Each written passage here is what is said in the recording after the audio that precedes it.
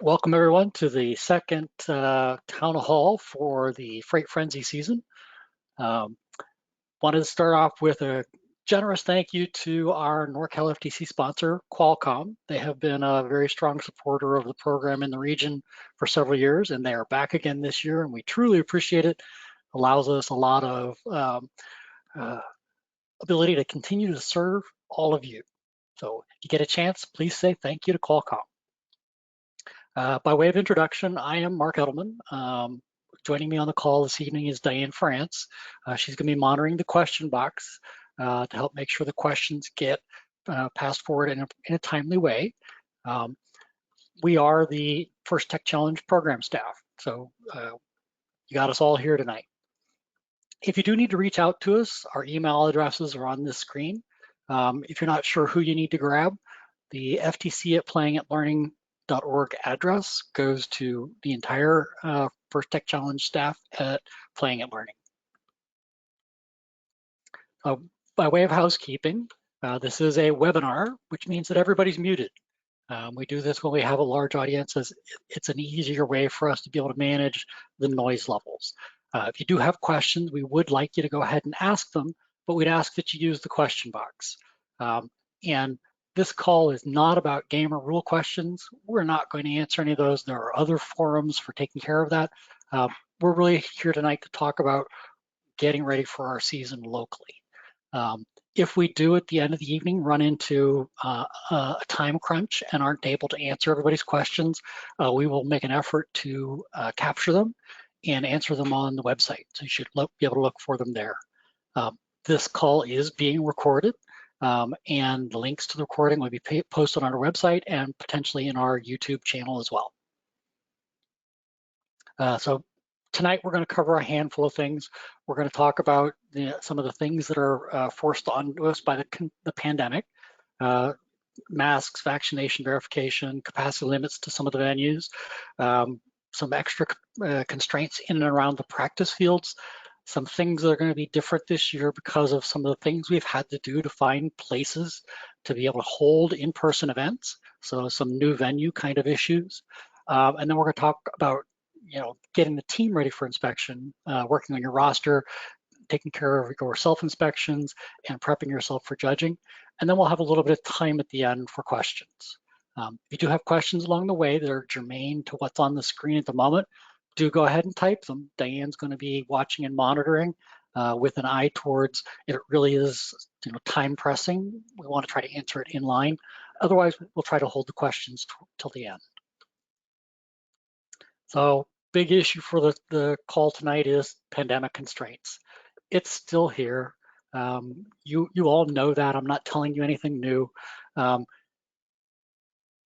Just expect that every event you're going to go to is going to have some set of constraints, and it's likely to be a little bit different every event throughout the season, right? We're being asked by different venues to provide different levels of management of the people at the venue. And so just know that it's not going to be the same everywhere. What that means is you really need to pay attention to the information that comes from the tournament directors for your event, and just make sure you're trying to do your best to abide by everything we're being asked, right? Without living by these constraints, we would not be able to have these events. We'd be back to remote events again. We do have sort of set a baseline for all of our events. There's sort of a minimum subset of constraints that are going to be true everywhere. So for every one of our universal in-person events, masks will be required. We've just put that in place as it's a simple, easy, everybody's used to it, and it's easy to manage. With that, don't count on the venue having masks for you. You've all been living in a world where masks are a requirement almost everywhere you go. Everybody's got a source for masks. Bring your masks. Just don't count on being able to borrow them or have the venue having any for you to use. Additionally, there are going to be no loaner safety glasses. The venues don't have the ability to sanitize safety glasses to be able to hand out to all of our participants and attendees. So if you're going to be in the pits and in and around the playing field, you need to bring your own safety glasses. It will be a requirement. We are currently, all of our venues are asking for vaccination where applicable. So if you are a student or an adult associated with a team and you're 12 or older, i.e. eligible for vaccination, you need to be vaccinated in order to be able to come into the venues. We're going to be working a process that was tried out at one of the first robotics competition off-season events last month, where we're going to actually have the coaches and mentors for the team validate, verify, and sign off on the vaccination status for the members of their team that will be attending each of their events. So what that means is there's going to be a secondary form that you're going to need to fill in that lists who's coming and what their vaccination status is, that you're validating it. It also means that we need to know exactly who's coming to every event, right? You must identify who's coming. If by chance your school organization doesn't allow the coaches to be able to ask these questions of students, the students will need to be able to prove vaccination status as part of the team check-in at the event. So that means bringing some sort of proof of vaccination, whether it's your vaccination card or the cool QR code that the state's provided. Either one of those is fine, but we will need to do that on site if it's not pre-verified by your coach or mentor. What that means though is if you're in that category of needing to do on-site verification, you need to come early because it's not a quick process, and we're going to have to talk to every student that needs that verification. So plan on arriving early if that describes you, because it's likely going to be slow. This is sort of a quick screenshot of the form that we're going to be working with. It's going to ask team name, team number. Mentor's going to sign off by basically saying that the table that they're going to fill in listing the students and adults for the team is accurate. They've verified the status of the vaccination for that individual, or if they haven't provided verification, that will need to be done on event site. But in any case, that vaccination needs to be verified either ahead of time by the mentor or at the event by staff at the event. Mark, we have a question that asks about the new vaccinations that are just now being rolled out for 5 to 12-year-olds. So we haven't been told by the venues that that's a requirement yet because it isn't universally available yet. So this is one of these examples where the constraints may change as we go through the season. So as we get to a point where there is a confidence amongst the venues, schools and churches and other places that are allowing us to come in, that they feel that's a requirement they want, we may be adding the down into that age group as well. Right, so it's a good question. We don't have an answer. The world we know right now is 12 and up are all eligible for vaccination. They must be to attend the event. The 5 to 11 that's coming, if it gets to the point where that's enough of a thing and we get asked, we may be asking for that as well from all of you. But for now, 12 and up is what we're asking for. And sorry, the other question for this, is it all NorCal events or just the venues that have requested it, the verification of vaccination? So at this point in time, the two are the same. Every one of our venues has asked for vaccination status. So we have none that have not asked for this constraint. So I guess the answer is yes, it is both.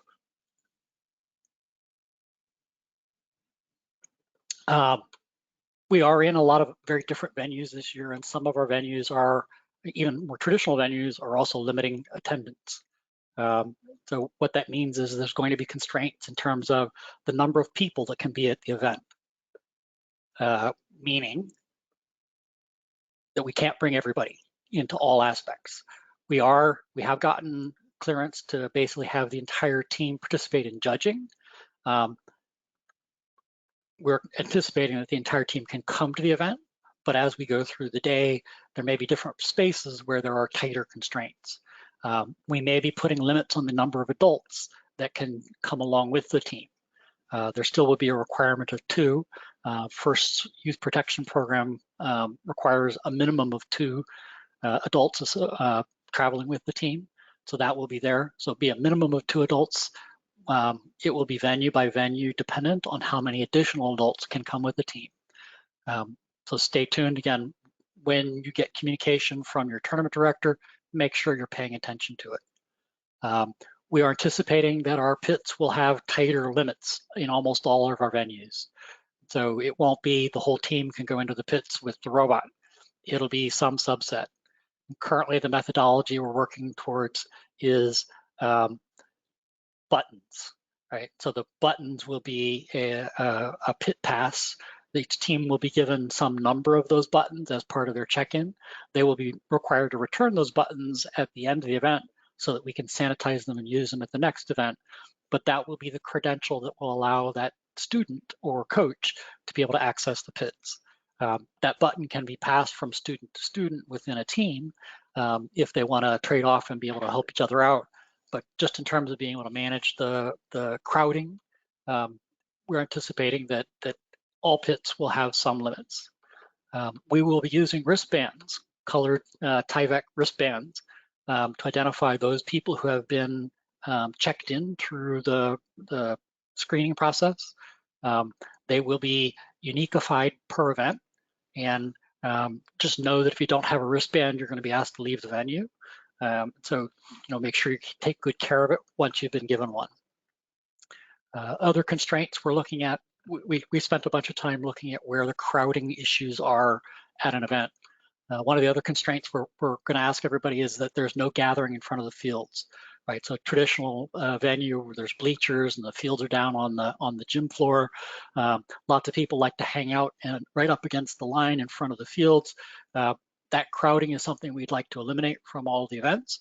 So there will be no standing, sitting, kneeling up against the barrier between the audience and the field. Anybody who's going to be in the gym where the fields are, if that's an option, will need to be in the stands. So the comment here is if you really want a close look, make sure you bring your binoculars. Next up is our practice fields. This is another space that is typically very congested. Lots of teams looking at trying to figure out what other robots are doing, trying to wait their turn. The whole team's anxious to see what's going on. There likely are going to be some limits. You'll have some imposed time limits on how long you can be on the practice field. We will likely be limiting the number of people per team that could be at the practice field with the robot while it's doing its practices. And we will likely be limiting the number of teams that can be on the playing field, on the practice field at a time. 1, 2, it's going to be something like that. So just be prepared, know that it's coming. It's not something we really like to have to do, but it is something that we anticipate is the right thing to do. One of the things that you're going to see is we have a whole bunch of new venues this year. They are unique spaces. They're frequently smaller than we're used to being in. That's going to sort of exaggerate some of these crowding constraint needs. They don't always have a custodian as part of their normal operations in the weekend. So there isn't somebody there to clean up if somebody makes a mess. And we want to make sure that we all remember to be very respectful. You're going to be in spaces that is maybe somebody's classroom. There may be things that they've hidden to try to make them less attractive nuisances, but we want to make sure that we're all being very respectful. We don't touch, explore, poke, grab, right? We want to make sure that everybody is sort of using the backwoods camping mentality to what we're doing with the events, and clean up after yourselves, right? If you brought it in, take it back out with you. And make sure you're just paying attention to the space around you, and really think about leaving it as in as good a condition as it was when you walked in, because the truth is a lot of these unique venues, the people are going out of their way to try to find ways to give everybody a chance to compete in person. And if we don't do a good job taking care of these spaces, those opportunities will dry up. And we really like having these opportunities for everybody, and we would really like to be able to continue them in the future. Again, the spaces are not going to be the places you're used to, right? We will be in several venues that aren't schools. They're not going to have a gymnasium. There aren't going to be bleachers. There's creative use of the spaces that they do have. In some of the cases, there may not be any place for an audience, right? It may be a competition field in a room that's just a little bit bigger than the competition field, just enough to be able to get the teams in, allow them to compete, and usher them back out again. We are looking at ways to provide more visibility to what goes on in some of those creative spaces. Streaming is one thing we're working on.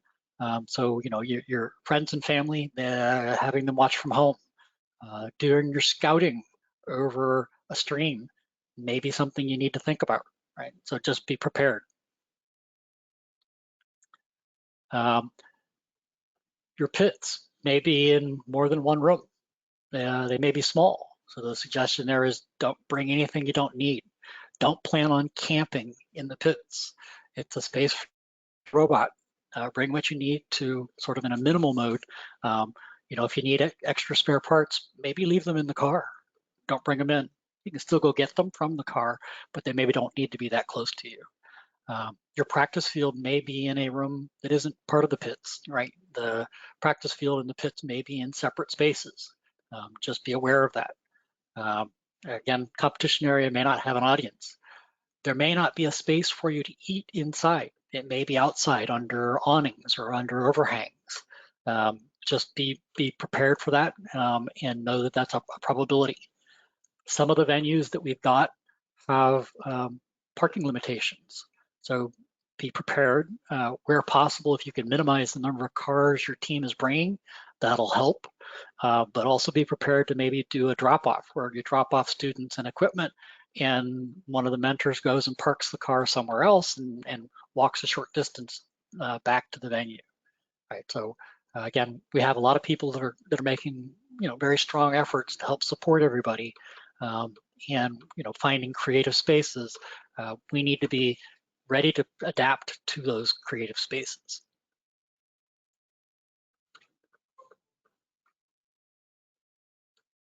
I was going to pop in here on this one. Gracious professionalism is one of the key tenets of everything we do here at First, and this is going to be a year that's really going to require an extra dose. It's going to feel like it used to feel. It's an in-person event, but it's really different, and in some cases, it's going to be a little uncomfortable.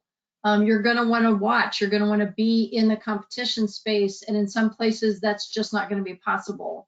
We're going to try to do some live streaming. We're going to try to make it as friendly as we can, but it is just going to be different. And in the heat of battle, we know sometimes tensions get high. We are going to have to maintain the rules and regulations of the space that we're in. So take an extra minute, talk with your team beforehand. We need everyone to really be patient and be considerate. As Marcus said, several teams have really come up with some creative solutions to find spaces where we can actually have events. And more than anything, we want everyone to get to be able to play in person if that's what their team wants to do. Our volunteers are dealing with a lot of these same kinds of things. So be thankful that the volunteers are there.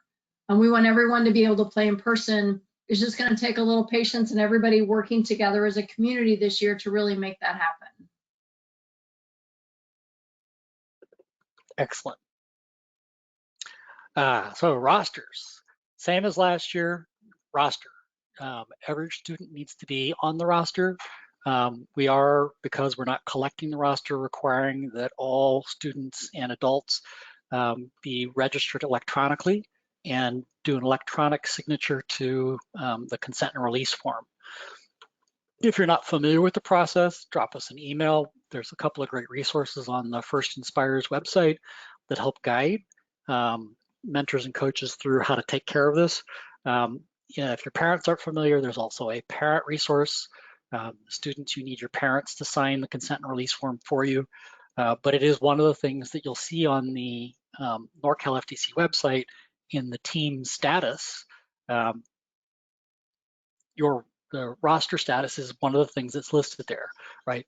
Where the number of adults and students are listed and what the conditions are for do the counts match, right?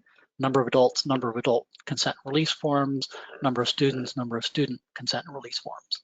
So just make sure you're taking care of it. Don't wait to the very last. First databases don't update live. The primary database we use looks like it updates at best every 8 hours. At worst, it's once a day. So if you procrastinate, I don't have any way of being able to validate if you wait to the very end. So real strong suggestion, take care of your rosters early, don't wait, get it done. Inspections, who remembers inspections? Inspections have traditionally been another of the spaces that is a little bit bottlenecked and crowded. So we want to make sure that we try to get this done as cleanly and as efficiently as we can. So the easiest thing for everybody to do, for all the teams to do, is to make sure you're paying attention early. There are checklists on the game and season page on the First Inspires website. Make sure your team has gone through it with a critical eye, and be kind of strict with yourself. Don't be overgenerous.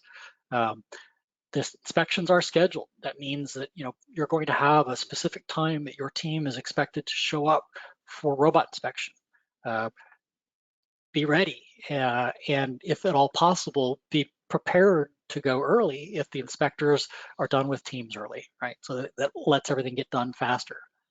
If you do have any questions about the inspection process and robot legality, ask them before the event, right? So we want to make sure that we get everybody to be able to compete. So the easiest way to do that is to try to get things done early. Last season, we had a great resource recorded by Bob France, one of our very seasoned FTA's inspectors for the region. There's a video of the session he did available on our website. If you aren't familiar with inspection, it's a great way to become familiar and how to talk through things. And in particular, some of the things that typically catch teams. But as an example, make sure your robot is sized appropriately, right? There is a sizing box it needs to fit in. Power switch with labels as appropriate, right? So that it needs to be accessible and visible. Alliance markers and robot moves on initialization stickers, right? Make sure you're paying attention to those.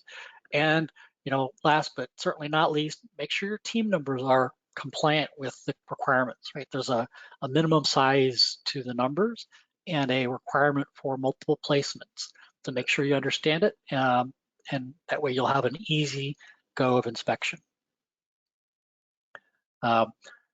Judging is going to be at the events, at all of our traditional events, is going to follow the standard scheme. Your team has the opportunity to do a 5-minute presentation for the judges. You want to make sure you're bringing a printed copy of your portfolio and make sure that it abides by the requirements of the portfolio, right? There are a set of constraints on how they want to describe what's in the portfolio. Make sure you're following it. It's worth spending some time practicing presenting with your masks on, right? At the events, you're going to get judged with your mask on. So, making sure you're taking the time to understand how audible you are and how the mask impacts how people hear you. Make sure you take the time to practice that so you can perform at your best at your event. And then the last for the judging is, don't count on there being any resources, any technology resources for you to use in the judging spaces, right? There aren't going to be projectors, and it's highly likely there won't be some place for you to be able to plug in your laptop or a projector if you try to bring one. So if you got something you want to show on a laptop, make sure the laptop's well charged, booted up, and ready to go.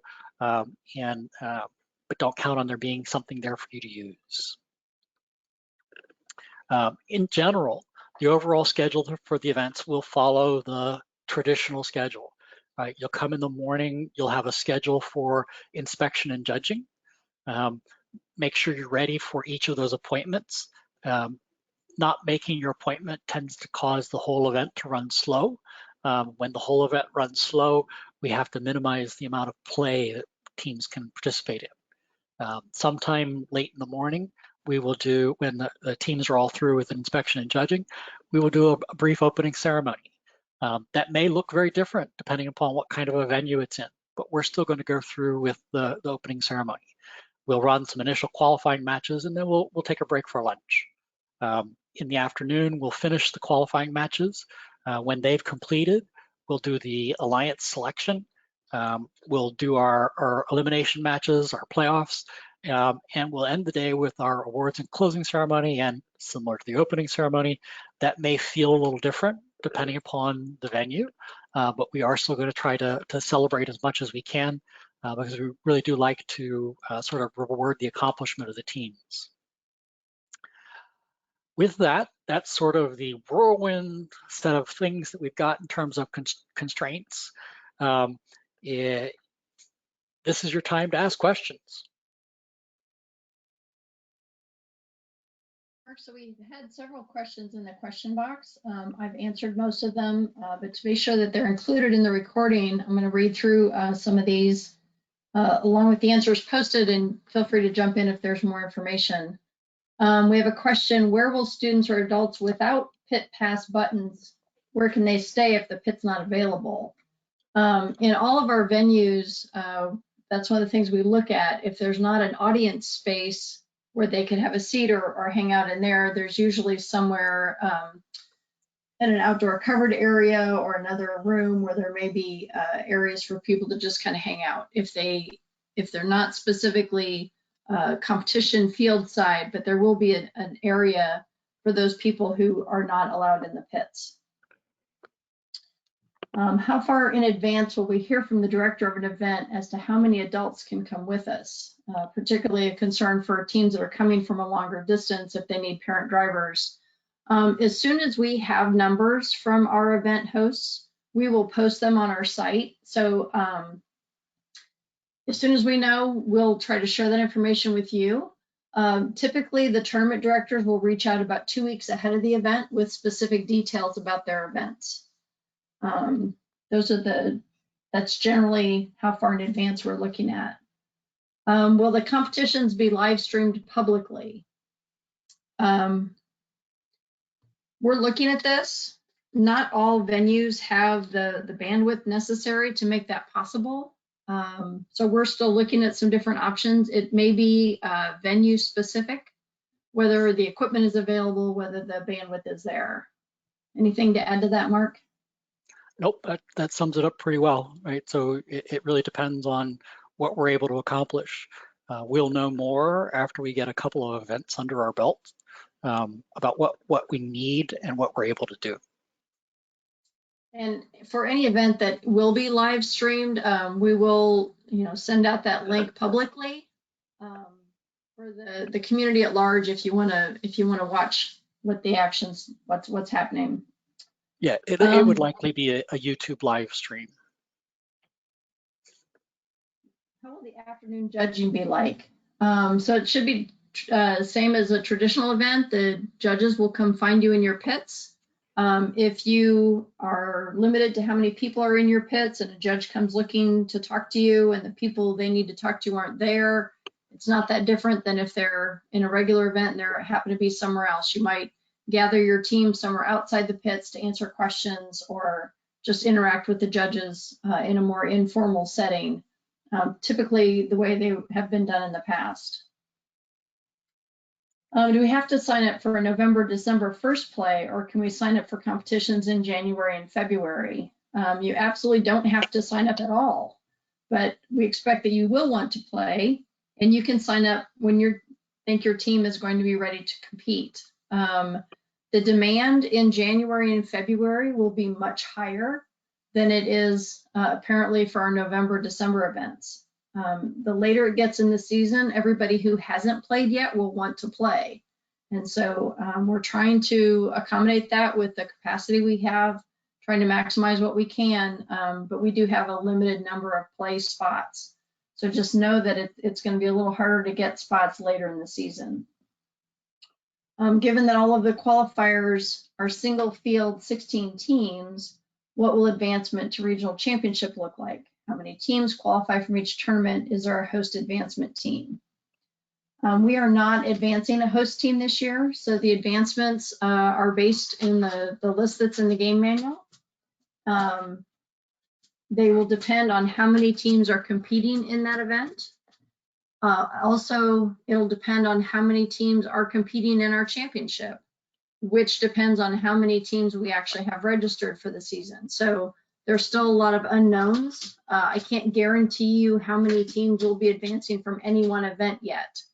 When we know that information, we will post it on our advancement chart on our website.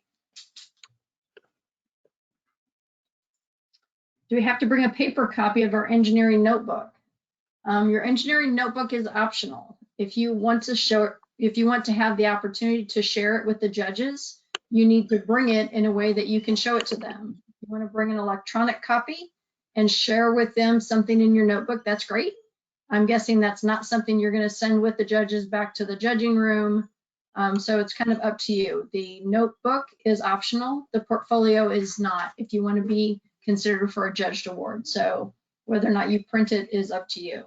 And to add a little bit to that, the judges are instructed not to take engineering notebooks back with them. So if you want to highlight something in your engineering notebook, it needs to be part of either of the interviews that you have with the judges. And here's one I haven't had a chance to answer yet, Mark. At what point will the decision be made to cancel a qualifier if there's not enough teams registered? We would like to do that as early as we possibly can, but it's also, the flip side is we'd like to hold on to the maximum number of events. You know, in particular, I'm sure you're asking about the Clovis event. We're in the process right now of sort of merging down the Sunnyvale and Burlingame November events into a single event. So once we get those teams mapped into the spaces in the existing events, then we'll be able to make a decision about what's going to happen with the Clovis event.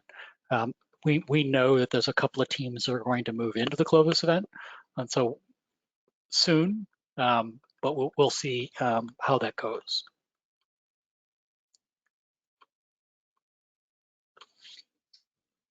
That's it for our questions. Anyone else have a question that we've not answered? Oh wait, there's more. Oh yes. On the first site, it says students who compete are 12 to 18 years of age. Do you have to be 12 to compete, or can sixth graders who are 11? There is no strict bottom age. The requirement from our perspective is you must be able to get the student onto the roster electronically. So we have not had problems in the past with underage students being able to get onto the roster. And so we don't expect to have problems this year either. We have had this question, we've asked this question explicitly with FIRST this year.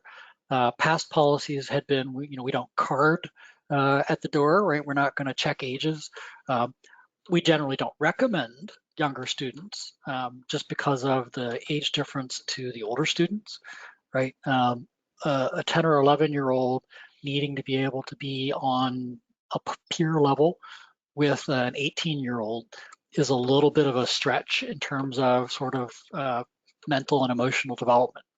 So, there's some care and feeding that needs to be done in terms of understanding how that dynamic works, because this is an alliance-based gameplay situation, and it can have unintended consequences to have that broad of a range of sort of developmental abilities in a competitive environment.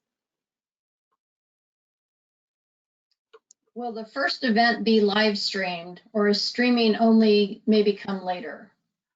Oh, I'm going to try to do streaming for the first event. We haven't finished the negotiations with the venue on whether or not I can use their resources, which puts a set of limits on what I have available to me to be able to do the streaming. But our first couple of events are going to be guinea pigs for us to test out the technology we have in terms of being able to do it. So our goal is, as much as possible, to stream all of the traditional events. Whether or not we're able to get to that will depend a lot on what resources we can get from the venue versus what resources we have to bring. The internet connectivity is the biggest constraint and the biggest concern. What is the minimum size of an in-person event? Clovis is at 7 of 16 now. Will it be canceled or not? When will we know? So historically, we've had a minimum size for traditional events of 12. And there's a simple math that goes into it. At 12 teams, when you're into gameplay, there are 4 teams that are on the field competing, 4 teams that just finished, and 4 teams that are in the queue. And so any smaller than that, teams are needing to be in more than one of those positions, and it creates a lot of problems for the teams. They don't have time to be able to work on their robot between matches, and it creates a lot of problems for the event as well. Teams that play in back-to-back matches are guaranteed a minimum of 5 minutes from the stop of a match to the start of the next match they're in. And so what that ends up doing in a very small team environment is it causes the gameplay to grind and really get very slow. So for traditional events, 12 has been our historical, and that's where we're currently working at. How much wiggle there is with that will depend on how aggressively we're trying to hold on to events, right? We really don't want to cancel any events. We'd like to have as many opportunities for teams to play as we can. And when we cancel an event, it typically is very difficult to reschedule, right? We're very grateful that for example, that the Sunnyvale team at King's Academy was willing to reschedule their event to later in the year, later in the season. But that's very unusual. It doesn't normally work out that way. If we have to cancel, it's lost. So we don't make sort of a rash decision when it comes time.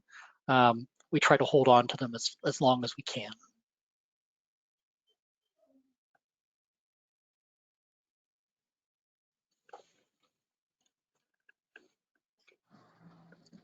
I don't see any more questions. Anyone else have a question they'd like to ask? And again, if you need to ask a question or that's something you don't understand, the question box feature of the GoToWebinar app is the right way to ask.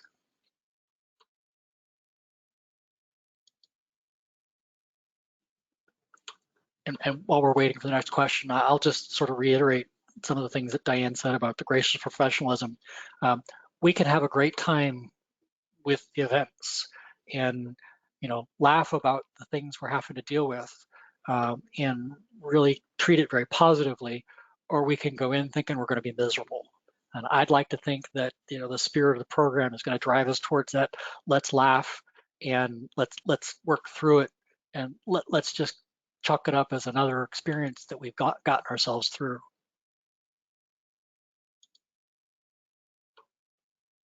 Our teams all did a great job last year with the hoops we had to jump through to be able to compete remotely. So I'm sure that a few small venues are no challenge for us. You guys are good at it. You got it nailed.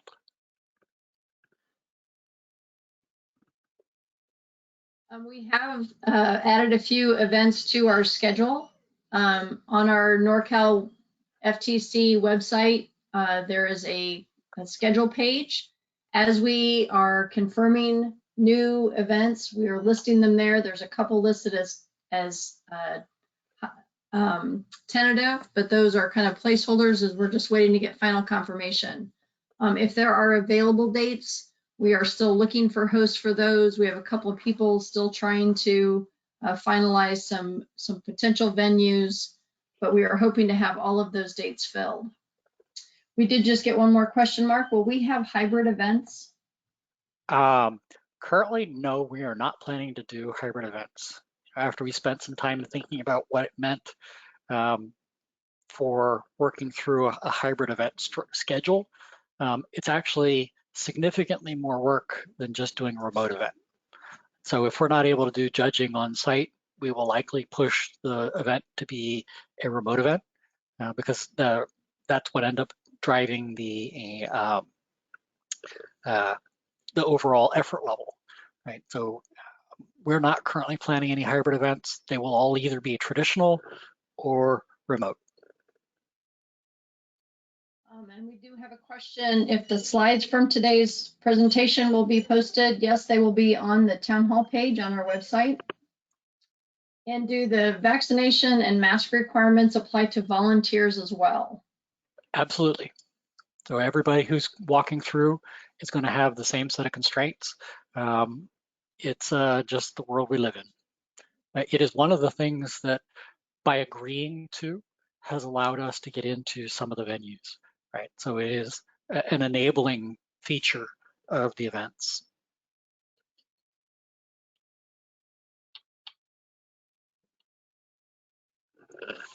And a question about the remote event robot gameplay. How is that? Is it the same as last year? It is nearly identical to last year. So if you were one of our teams that did a great job and got through last season, it will be very similar to that. The basic structure are all the same. There are a couple of great resources from FIRST.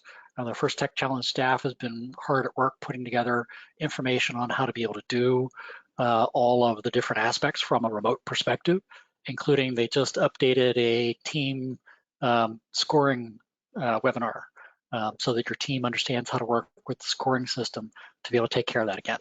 So yes, it'll be very, very similar to last year.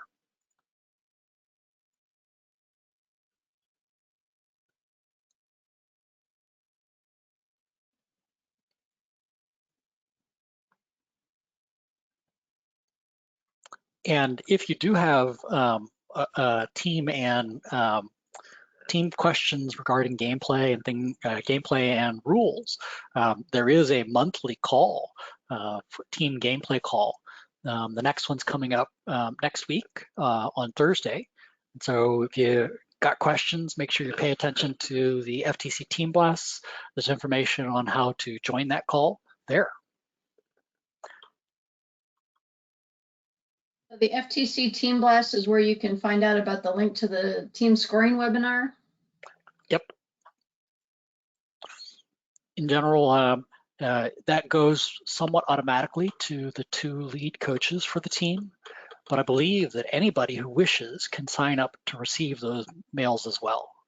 Right? So if you're an additional coach or mentor for the team or just an interested parent, you can sign up to get those blasts mailed to you as well. And I believe that's on the Team Blast. There's a website that has all of the old team emails, and there's a sign up on that page. I believe that's correct.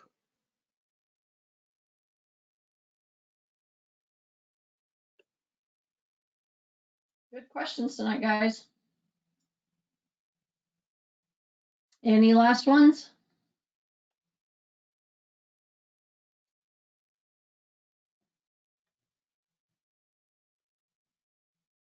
So if we don't have more questions, we will, it takes a little bit of time for our GoToWebinar to process our video, and then we will put that in a location with a link, and we will post it on our town hall page from our main website. You can look for the town hall archive, and it will have both the slides and the recording from tonight's meeting.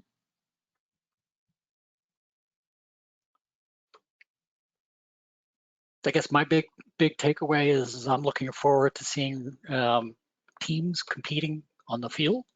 Right, I got to be a referee for that off-season FIRST robotics competition event that I mentioned earlier, and it was just a thrill to be, next to the field with robots playing again. Right, so I'm really looking forward to getting our events going, and I hope everyone else is too. And I hope you carry that spirit into being gracious about how we adapt to all these constraints we're living with.